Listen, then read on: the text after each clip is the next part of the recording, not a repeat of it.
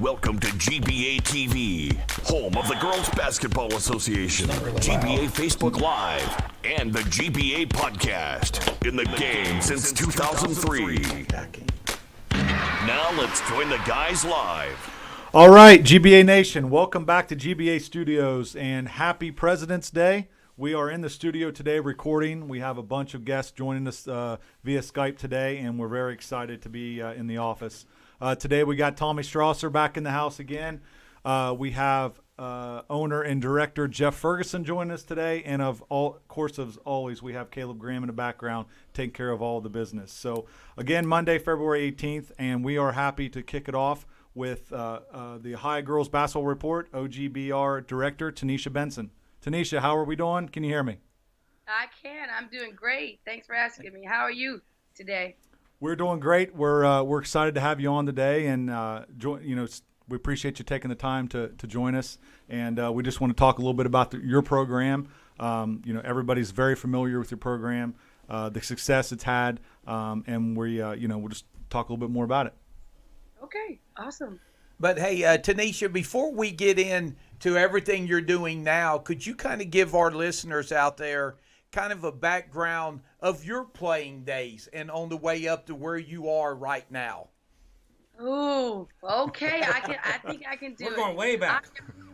I got to go way back. I'm from the greatest city in Ohio, which is Akron, Ohio. I played all the way through middle school at a small Christian school in Akron, Ohio. Played at Archbishop Hoban High School. I had a great career there. I really enjoyed my time there. We made it to the regional final game my junior year. Went on to sign Division I scholarship to the University of Cincinnati, where I played there for 2 years, and then transferred to Ohio University and played there my last 2 to 3 years there. Both places I had a great career. I enjoyed my time playing, and signed an international contract with Portugal. Ended up tearing my meniscus 2 weeks before I was supposed to leave, which is like terrible. And went on to run events, and it's just kind of been going on ever since. Never stopped dribbling. Well, we remember you as a young junior high, coming to the GBA events with your dad and the Blue Angels. So absolutely, it's been a while back. Absolutely, great times there. I have great memories at the GBA tournaments with our team, NEO Blue Angels, and a lot of our girls. We reflect back on that. We actually had an annual Christmas party in December, and a lot of our pictures were at the GBA tournament, and so they're big memories for our girls back when I was in the 5th, 6th grade, and we still talk about those memories of winning and sometimes losing, but they're great memories, and I've enjoyed this game. Yeah. Got to say that, we meet so many people in 20 years of doing this, running the tournaments and stuff through the GBA, what we've done. And obviously your family is at the top. When your dad was such a great guy and did so much for some of, a lot of the Akron kids that would maybe not get a chance to play. And, he took them on, and I still remember your mom doing the book and your dad coaching and whoever else helping and driving the vans and whatever you're doing, and they took a lot on. But some of the coaching we seen early on, what you would do on the court, along with your dad. I mean, when you was running the point, running the show. But kudos to your family. I just wanted to get that out of there because they're one of our favorites here at the GBA and always will be. And you come from a great family, and we miss them, seeing them in the GBA for sure. Oh, thank you. We listen. We miss coming. All of my siblings, we went through the GBA program. All of them, from my youngest one, who's now in college now. Yeah.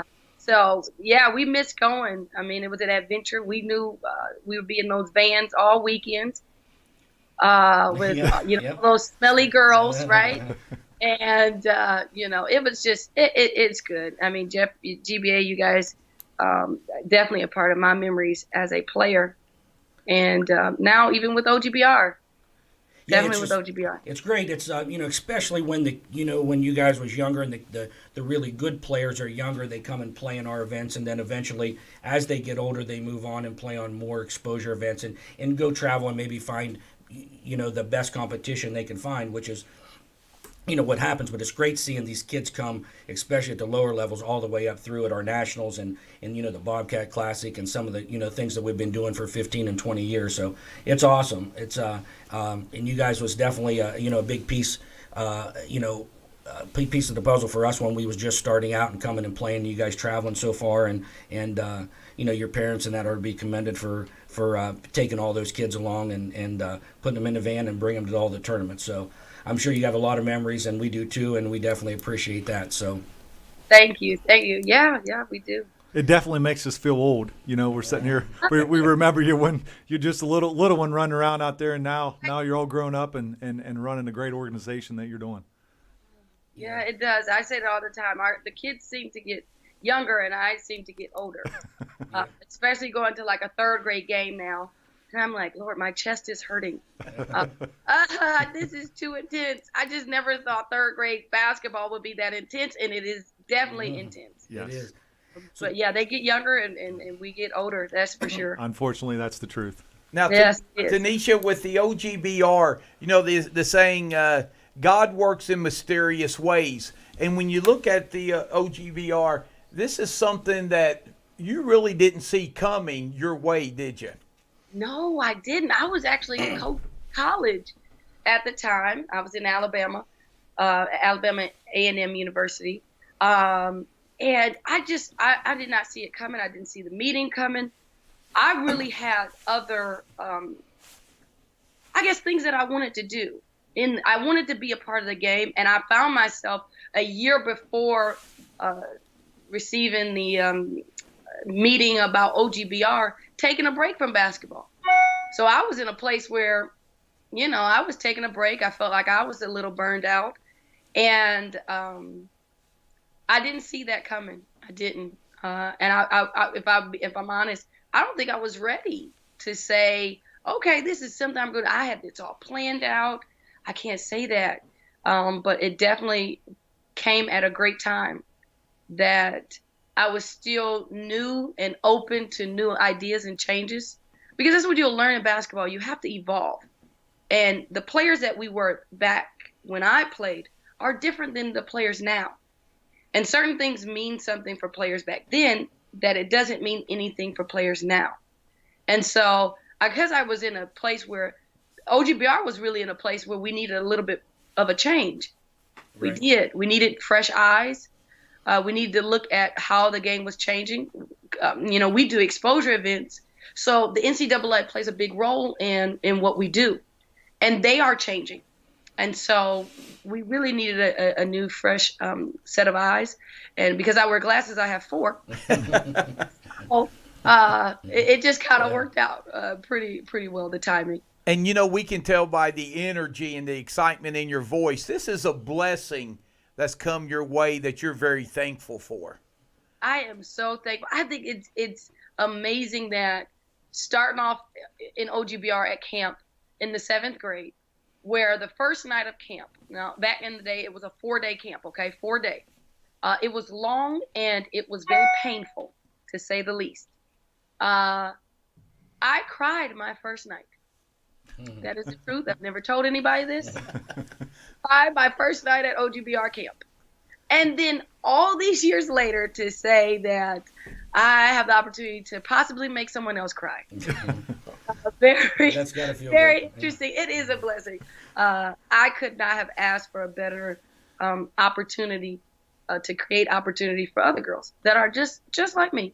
They look like, they talk, they act, they have the same passion that I had back when I was a kid, and it's just very refreshing. And that's awesome. You've been through it. You actually been through it from their end. So now you're turning around. Absolutely. And now you're doing it here. Just for our listeners, can you kind of tell maybe some of the ones that don't know exactly what is it that the OGBR does? What all do you guys do? And kind of break it down so that the listeners maybe that don't know anything or don't know a lot about it can know more about what you do. Okay, that's a great question. We've been in business for about 22 years. Our company focuses on. We have two different. How do I say? Two different branches. So we have our scouting service, which colleges, request. Hey, listen, I'm looking for a 6'2" post player. I'm looking for this. I'm looking for that, and we're able to provide a database where they can find those kids in Ohio. On the other side, we have the event side, which makes it all kind of. There's maybe a college that say, hey, listen, I was on your database and I saw the 6'2" post player, and I really like her skill level. I like what she can and cannot do. I like what she, can provide. I just need to see her. I don't want to offer a scholarship and I haven't seen her. And so those kids come to our events. And so those colleges are able to meet the kids just by watching them evaluating. And then those kids have an opportunity to perform in front of those colleges. So it comes full circle. In the 22 years we've been in business, absolutely. So you get a chance to not only see them on paper, but you also get a chance to see them in person. And I think, you just always can't look at, what an evaluation says about a player. You have to have that actual opportunity to play in front of colleges. One of the things that we really pride ourselves on is not only being the number one single state scouting service in the country, but also our ratio. A lot of people don't know this. When there was a time about 7-8 years ago when a lot of the events were going bigger, meaning a lot of players in one gym and expecting there to be quality and exposure. Well, we went the opposite way. So our average ratio is about 3-to-1. So for every college coach, for every 3 players, there's a college coach in attendance. That's amazing. Yeah. Wow. So we at a certain point, at a certain number, it's cut off because I believe in that ratio. I believe in true exposure. I think it's really hard to see 1,000 kids at one time and really get that, give that kid an opportunity to really showcase their talent. And so we really, that is very, very big to what we do. And I know a lot of people were like, what are you guys doing? Like, why are you going smaller in number? But it's worked out. And I think parents and the players and the college coaches, they truly appreciate the consideration of making it a lot easier for kids to be seen. I think that's great that your vision to be able to do, and take that initiative to do that, by giving the kids a better opportunity to be seen. Right. So, and sometimes it's not always, people don't say, well, less is better. You know what I mean? Everyone wants to get more and more and more, Right. but it's not always the case, and it's not always the best thing. Absolutely. It's kind of what we've done here with GBA. It's you could expand everywhere, but it's the product starts, becoming watered down, so to speak. So it's better to narrow your field down and give everybody a better opportunity. Absolutely. Yes, absolutely. I totally agree. Now, when you're tagged with the number one scouting service, that's got to make you feel good. But do you feel any pressure, with the expectations that comes with being rated number one as the best in your field? It is. It's a lot of pressure. And one of the things that we tell our staff, or I tell our staff all the time, is pressure is a privilege. And when you get that pressure, that's your opportunity to really take advantage of it. I tell our staff, this is the funniest thing. They kind of look at me like I'm crazy because I'm actually the youngest person on our staff, which is really interesting. So when I'm telling, our staffers that have been there with us for 15 years, I'm telling them. I'm telling them how to do their job when clearly they had me in camp. But I tell them all the time, I said, if we're working during our event, we didn't do our job. We didn't do our job. There's no reason why we should be ripping and running and just kind of like helter-skelter all over the place. We didn't do our job. We weren't prepared. And I think that's what keeps the pressure, under control. We're not running from any pressure, but it keeps it under control because we're prepared. It takes us 9, I know a lot of people don't know this, so that's why I'm going to say it. It takes us at least 9 months to prepare for an event. We've been running for 18 years. 9 months. a complete 9 months. And just one more question off that. Was it tougher getting to the top, being the number one scouting service, or is it tougher staying on top? Both. The good thing about it is I was actually able to see Tom, who is the founder of OGBR, really build it. It took us 7-8 years to allow Ohio to be the third most recruited state for girls basketball in the country. It took us time to get there, to really put Ohio on the map, to say, hey, colleges, you need to come to Ohio. You need to see the girls that we have here. It's good quality basketball here across the state. It took about 7 to 8 years to get there. I think in my position, since I took it over in our 18th, 19th year, I guess I feel a little bit more of it in continuing it. Some organizations can take, time to say, hey, well, we're working out the kinks. We don't get that. We don't get that opportunity to do that. Everything that we do is under a microscope, and I knew that going into it, and so I guess for me, I was just kind of used to it, And before I even took it over, I had about 2-3 years where I was training, So I kind of had seen it good, bad, ugly. I've seen it all. I have seen it all. So yeah, I guess maintaining it is difficult. Growing it was really tough, though. Yeah, that was tough to watch. Yeah. I could tell though with the passion though you love the challenges. Mm-hmm. Yeah. Oh, and they're every day. The parent emails, those are the best. I love those. I love those. The NCAA dealing with the changes that they're trying to make, because there's a lot. Every year there's at least 4 to 5 changes, and they're trying to clean it up. But it also, in cleaning it up, some decisions don't always benefit everyone. I'll give you one for an example. This year, in the past few years, they have cut down the recruiting period, the exposure period. That is the times that colleges are able, Division I, NCAA Division I, are able to see the girls at NCAA certified events. Correct. Yep. Well, back when I played, we were at like 28, 29 days. Right. Now we're at about 18. Yeah, so it's a shorter window. Which, that's a major cut. It shrinks down how many events are, coming out, et cetera, et cetera. It just so many changes from that now. Last year, you could play 3 games in one day, and now you can't. You can only play 2 in one day. That's a major change, because if I have a kid that I know can play at the next level, that happens through those exposure events a lot of times.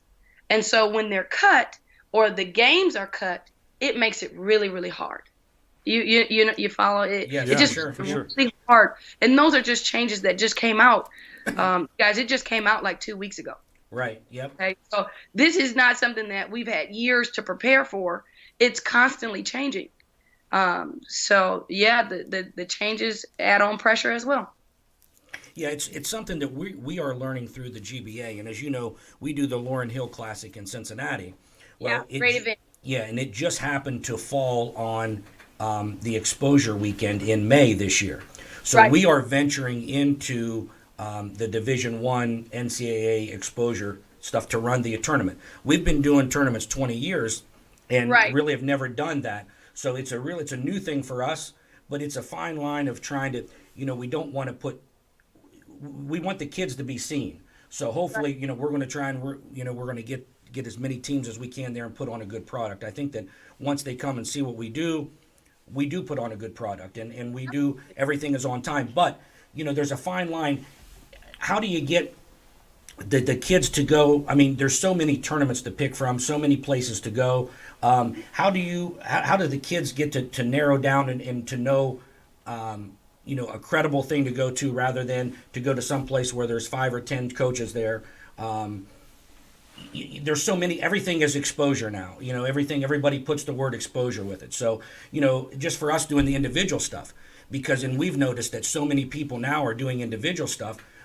Our take is we may back off of that, work more on our team stuff, because we don't want someone to come to our event and maybe not get seen by a bigger event either in Ohio or somewhere else that they could go to and be seen.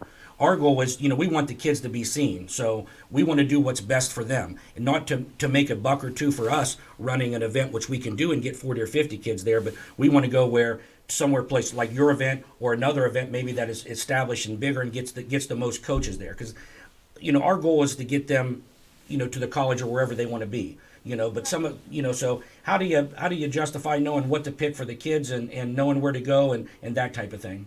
That's a great question. Let me say it. I'll say it later. The first, in my opinion, and after doing it for so long, I think parents should be educated. I'm going a different route, and I promise you I'll get to the end. I think the parents should be educated on what type of player they have. Is their kid a basketball player or a player or a kid that just wants to play basketball? There is a big difference. Yep. Because if I have a kid that wants to play basketball, she wants to go to the next level, and she is that basketball player, I have to go with established events and ones that have great reputations that I can call 15 people that can vouch for that event. I have to choose that, because now that the schedule has shrunk and the days of exposure, it's really not up for, we have this event and my AAU team put this on the schedule, and so now I'm going to that event. Now, if you have a kid that just plays basketball and they just want to play, that's fine. Then you wouldn't be necessarily worried about it. But you have one weekend, you have 6 days in the spring. That's it. Right. So April, you have the 1 weekend in April, 1 weekend in May. That's it. For colleges to see your daughter, it is a lot more selective. You have to be selective. And I think that's why we try to do a great job of providing a good product, a good place, and a good environment to play and play your best. Before every event, I talk to the girls before the event. And I have to get them, laughing and, joking and smiling and stuff, because I need them to produce, to perform. Right. It's kind of hard when, you feel the pressure of, okay, this is the only time I can play in front of colleges because the weekends have shrunk. That's a lot of pressure for a 9th, 10th, 11th grader. That's a lot of pressure, especially if their dream is to play in college. So I think it has to do with the reputation of those events, of that company. How established are they? And really hearing word of mouth from other people. That has to be key to deciding where do I want to go. I'm not going all the way to Alabama, and I'll use Alabama as an example. Alabama, and it has 5 college coaches there, and I know my kid wants to play in college, and I know she can. Right. There's no, especially like you can play all spring, but there are only 2 weekends in spring that NCAA Division I colleges can attend. It's only 2. So I have to be extremely selective, and I need to do that by, getting other people's reviews and asking around.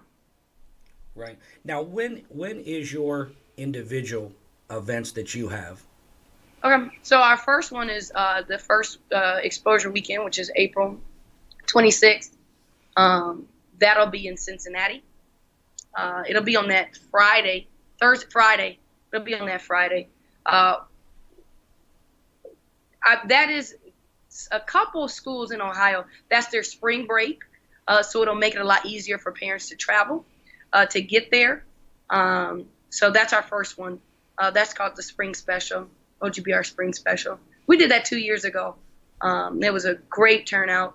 I only have, Jeff, if I'm honest, I only have about 400 slots left, right, which may seem like a lot, but it is not. We fill up fairly quickly. We sell out every event.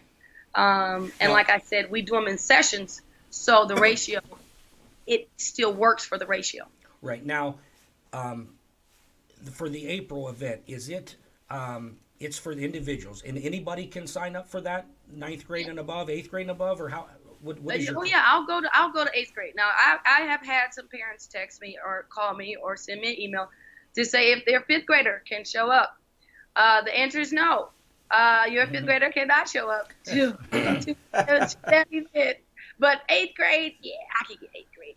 I have gotten some 7th graders in, but if I'm honest, I don't really like exposing them too early. Right. You know, this first impressions. I think at that age, 7th grade, some 7th graders, or most 7th graders, and younger, it's really about development. You know, you this is your time to really give the colleges a good showing, and those first impressions are everything. So I always say this, not all exposure is good exposure. Exactly. It's good. Yes, sure. So you're right. You know, so you got to make sure that what you're exposing, you really want them to see. You know, so yeah, anyone can sign up on our website. They'll be able to go on the events and they'll see. And we'll put that link down below when we're watching here now. We'll go back and put that in for you so that you see that. They could call, they could ask questions, and then typically they sign up for that event. What do they get for that event? What will they get for that day? What happens? So when you come in, we do things a little bit different. We do a group warm-up. We love to do that. It's so different than what you see in normal events or others events. We like to do a group warm-up because we like our players to meet each other. When you come to our individual events, you're kind of placed on a team. You have no idea who this young lady is or who this is. It's not your AAU team. It's not your team, your school team. And so you don't really know, everyone that's on that team. Well, we know that in girls basketball, we play better when we're friends. Right. That's what we do. When girls are friends and we're buddy, oh yeah, we are. We're gonna pass the ball. We're gonna share the ball. We're just gonna encourage each other, and it just creates a great environment for great basketball. So when you come in, you'll meet pretty much everybody because I'm gonna have you meet everybody at the event, and then we put you on teams. Or you're already put on teams, but you're told your team. We'll do an NCAA. Educational session for about 10 minutes. You'll meet your coach, and we have some of the best coaches that work our events. They're mostly high school coaches around the state. They come and work our events, so you'll meet them, and then it's game on. So they'll get to play, a game and in front of colleges, and it just kind of goes from there. But the first part is probably the most important part. Is getting comfortable. Right. Yeah. Getting comfortable. That's the part that most people are just kind of taken back by. They didn't know that we do that, but we do. Yep. So we stretch them out all in a group, all 150 of them all together. We do a team huddle, the whole night. Awesome. And then they'll go in and play a couple games then in front of college coaches, which they'll have a jersey or something with a number on it. Right. So the colleges will get to see them and watch them throughout, not just one game, but they'll get to play 2 or 3 games?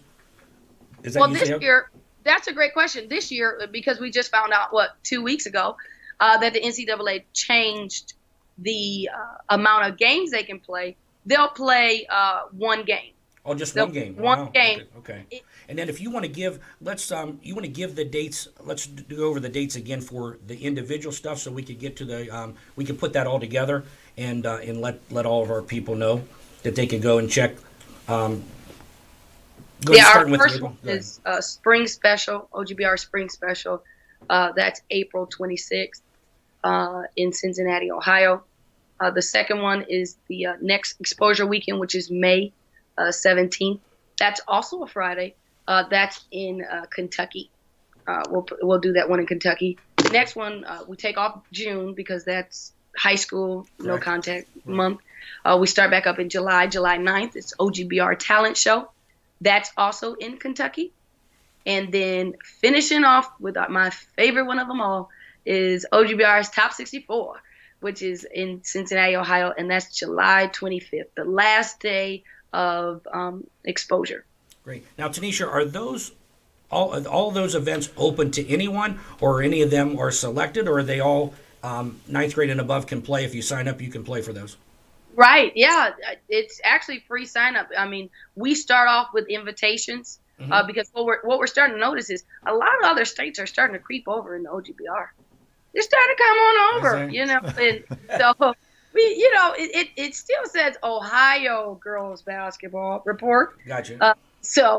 We send out invitations. We already sent out our first batch of invitations, and that's why some of our numbers have dwindled down of actually being able to get a spot.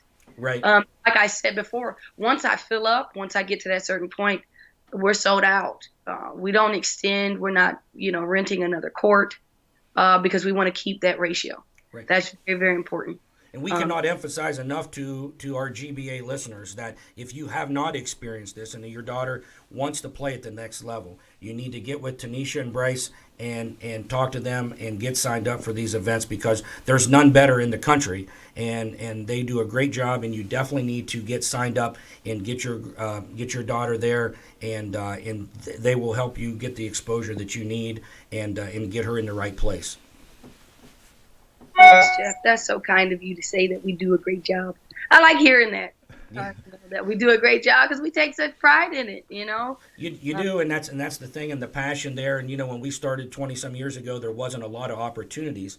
And No. back in the day, there was the AAU state tournament, and Right. and you hear so many good things about those kids going and experiencing Disney and experiencing different things. So we kind of build our concept on, we wanted to do something for maybe not the top team.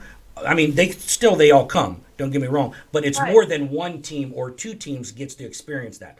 That's why we tied in Kings Island, and that's why we tied in our ceremonies that we did and brought in speakers to speak, and brought things in so that we want as many, the many girls involved as possible, and many teams and girls that see that experience and gets involved and wants to become, wants to play at the next level, and wants to play basketball and wants to get better. And I think that's the biggest thing. And now, there's so much competition now for us. Everybody's putting on tournaments. So it's good because, competition's a good thing. It steps our game up, that we always have to be adding different things. We always have to be doing things at the GBA. And knock on wood, we've been, very successful with, averaging about 150 teams a weekend, sometimes Right. up to 250 teams playing in a weekend. So that's great for us, but it steps our game up. And as you know, you love a challenge, and you love to work hard, and you're going to continue to be number one, I'm sure. And you just be commended for what you do, and giving the girls the opportunity to play at the next level. Absolutely. Yeah, we have a lot more events going on. Right. Tenishia, and real quick, I want to say, too, and just was we talking about doing events maybe for the B level or the Division II, Division III athletes. Your events are not just for Division I basketball players. Right. That is true. You're getting D2 coaches, D3 coaches, junior college coaches. You're getting them all over. So it's not just because you're not a Division I basketball player. You still could go to the events and be seen by more coaches than. How many coaches are at your events? It's amazing. A little over 120, 150. 150 coaches in one place watching your daughter play. It's amazing. Right, and I think the other pieces that what makes it so much easier is that not only our coaches come into the event, but we also have the relationships with them. So even let's say they're out at another AAU tournament, a college AAU tournament, they'll still call to know what Ohio has. Right. Because of the relationship, since we're able to communicate with those colleges, and we built those relationships for years. A lot of schools at the smaller level, sometimes their budget is pretty tight. Correct. And it makes it hard to travel to a ton of tournaments, just to see kids. That's kind of where we've kind of, made relationships one of the number one priorities in our business. Because if it's a smaller school that necessarily can't come to an event because of their budget, we totally understand. We'll answer phone calls. Hey, I'm looking for this player, yet again, from a D1, D3, NAIA, it doesn't matter. I'm looking for this player. I'm looking for this player. And we know exactly who is a good fit for that coach or for that college. So, yeah, we've had a lot of kids who haven't had any offers going into OGBR and end up leaving with quite a few. just because they're at the right place at the right time. Yeah, that's the name of the game, and that's what it's about. So, and I'm sure you keep a database and all that stuff as well, right? And with the college coaches, they subscribe to your service. Absolutely, yeah. They're on there all the time, all the time. I mean, we can check when they log in, which is the funniest thing ever, because if it's getting closer to the exposure time, everybody's logging in. Everybody's trying to figure out where they are, and then it's in real time. That was one of the things that I changed when I took over OGBR. Is I wanted our database to be in real time, meaning if a kid decides, and this was a complaint, not a complaint, but something that I heard from the Division II, Division III level, is that they would spend all this time recruiting a kid, all their resources, and then when they, get to them, they're already committed. So they've wasted all this time, all this energy in trying to recruit this kid, and this kid is already committed. And so it's in real time. When a kid commits, it's automatically up there. So you can see what kids have committed. It's pretty cool. I really, I'm looking for, I use this all the time. I'm looking for a 6'2" post player that can shoot it from the wing. And every kid in our state that can do that, it will pop up. So it is very interactive. And it gives our colleges the opportunity to really connect with the girls and see what options they have. And I think that's a big thing to stress too to these parents that are signing up. It's not just, you're not just paying for this event. I mean, you're paying for a service. You're paying for the service of having you guys. That's the big thing. Yeah, it goes way beyond. Exactly. Yeah, we have about. I'm sorry. What'd you say? I said it goes way beyond what just happens on the actual court there. I mean, there's more all behind the scenes that is helping those kids as well. Absolutely. I mean, at our event, we have 2 evaluators at each court. You'll never know who they are. And then throughout the state, we have evaluators all over the state. So we're able to we see it pretty much every kid. We do. And that's how we're able, if there's, a kid all the way out near West Virginia, which is pretty far, we're able to still see that kid.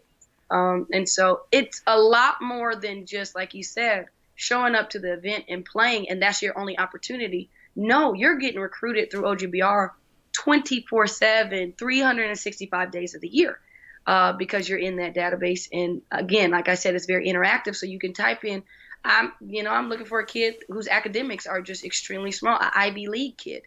I'm looking for that, and it'll pop up. It will show. Wow. So we will definitely make sure we put this information, your link for all this, at the bottom of this podcast when it gets posted. That way, our GBA people that have not experienced, your product and what you guys do, they'll have an opportunity to check it out and maybe get signed up for some of those events. Absolutely. Awesome. That sounds good. Now, hey, Tenishia, the GBA, we work a lot of tournaments. The one thing we do not have to concern ourselves with a lot, except on very rare occasions, is weather. Now, you dabble in some pretty prestigious tournaments. One of the biggest ones and most prestigious is Classic in the Country. Now, you've got the top teams, not only in Ohio, they come from Tennessee. That the show must go on. Could you just let us know how you were able to pull that tournament off this year when the weather was about as bad as it possibly could be? The weather was not our friend. We did everything we could to tell the weather to not snow, not to ice, and it did the complete opposite. It snowed, it iced, it did everything it could to shut that event down. And I don't think a lot of people know this. We were really the only event that still went on the whole entire East Coast. Wow. So it was a team effort. Bryce did a great job of contacting the schools that, some of them had to cancel, and that was just, I told them, I said, I really would not want to have a memorial at Classic in the Country, right? Because of a bus that didn't make it. Yes, It will never be that serious for us, and for what we do. But we were able to get some schools to come in and play. And we usually have about 20 games at Classic in the country. And we had 16 this year. So only 4 games we lost. We had the number 5 school come from Tennessee. So yeah, we get schools from or teams from all over the country to come to this event, and it's a very special.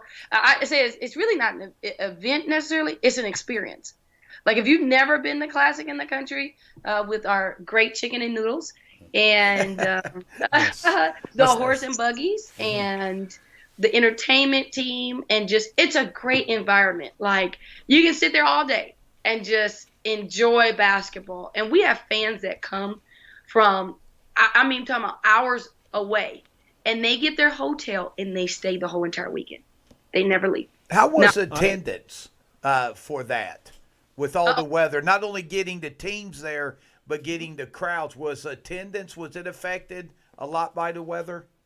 Oh, yeah. I mean, the attendance was definitely affected just because obviously it was, a safety concern. But this really doesn't ever happen. This was so rare, and our staff and our team and Highland, I mean, we really came together and had to be very creative on how we really continue the event because there's so much that's put into it. You have a whole community that comes together to honor Dr. Martin Luther King Jr. as well as Coach Perry Reese Jr. So it's bigger than just the basketball games. You know what I mean? It's a weekend full of memory and celebration, and basketball is just kind of that melting pot that brings it all together. And so, it was challenging, but it was a great turnout. We had some great games. I thought it might have been a couple blowouts, and it really weren't. I mean, it still was very competitive. People come to play there. They want to compete. They want to have a good showing. And so it was great. I'm excited for next year. I'm really excited. Yeah, it's a great event, and everybody knows the Classic in the country, and there's always great competition, great basketball. But just going back a little bit in reverse there, talking about your chicken and noodles and fry pies and all the food up there, that's one of the best things about it. You've been, huh? Oh, I've been there. Oh, yes. Yeah, you know about that fried pie. That gets people in a lot of trouble. If you're on a diet, I just suggest to take that whole weekend off. Yes. Because it won't work. No, it will not at not all. work at all. You're going to eat, and you're going to see some great basketball, and you're going to have a good time. And hey, their cheese is pretty good and very well respected up there as well. Absolutely. I mean, they come with everything. I mean, it takes the chicken and noodles. I think Naomi, who's over that part of what we do, says it takes quite a few months to make that type of specific chicken and noodles, which is hilarious. And I love it. I have at least 4 or 5 bowls. We've had the homemade ice cream. I've not. Yeah. The fry. I just thinking about the fry pies. That's all. People in a lot of trouble. Yes. Fry pies. Yeah. Well, Tenishia, I think we definitely appreciate your time. I know we could talk from the GBA family. We're so proud of what you're doing, from running around as a 6th grader to running the biggest scouting service in America. Yeah, So yes. with Bryce too, and I haven't had a chance to meet Bryce yet, but I want to do that. I've not met Bryce yet, but I've heard a lot of great things about him, and we're dealing with Ryan Polk a little bit at Certified Basketball. So, and I know he talks really highly of you guys and Bryce as well. So hopefully I get to meet him this year somewhere down the tournament trail. But we appreciate you taking time, and yes. We're very proud of what you're doing, and we're going to try to encourage all of GBA Nation to try to attend as many events of yours as possible. Thank you, and please let us know if there's anything we can, because we're always willing to help girls basketball in any way. We appreciate it, and I think Yes. it's a great fit for us being, what the type of thing that we do, and then sending to great people like yourself and companies that run great events like that is where they need to be seen, and that's it kind of works hand in hand, and we're glad to be the part of your team for sure. Oh, thank you. Thank you for having myself, and anything that you need, please don't hesitate. You have my number. And same thing on our end, and we'll make sure we post out all that information for everything you guys do as well, and make sure you tell Mom and Dad we said hi. I sure will. Thanks for having me. I appreciate it. And hey, thanks for the impact that you have on so many girls' lives. I mean, that can't go unsaid. Yeah, Thank you don't. you. Yep, Gotta return the favors. Yep, you have no idea how many people and girls that you're touching their lives and making differences, and that's to be commended for what you're doing. You're doing a great job, and keep up the good work. Thank you so much. I appreciate you guys. No problem. And Tenishia, don't lose those GBA plaques that you won years ago, okay? Yeah. Never. I should have. Well, it's all in Akron, and I live in Columbus. I had my T-shirt. I still have. You remember those basketball shorts you guys had? Oh, yeah. And Yep. the logo is on the side. They're like cargo shorts. Yep. Yeah. Oh, Yep. yes. Yep. Yep. Yes. Yep. That's You it. still have those? Yes. All the time. I wear them all the time. I still can fit some of my stuff from 5th grade, which is not a good thing, but Send us a picture of you in those, okay? Yeah. I sure will. I'll make sure I have my T-shirt. Post it. Okay, All there right. you go. I got you. Take care, Tenishia. Thanks for joining us. We'll be in touch soon.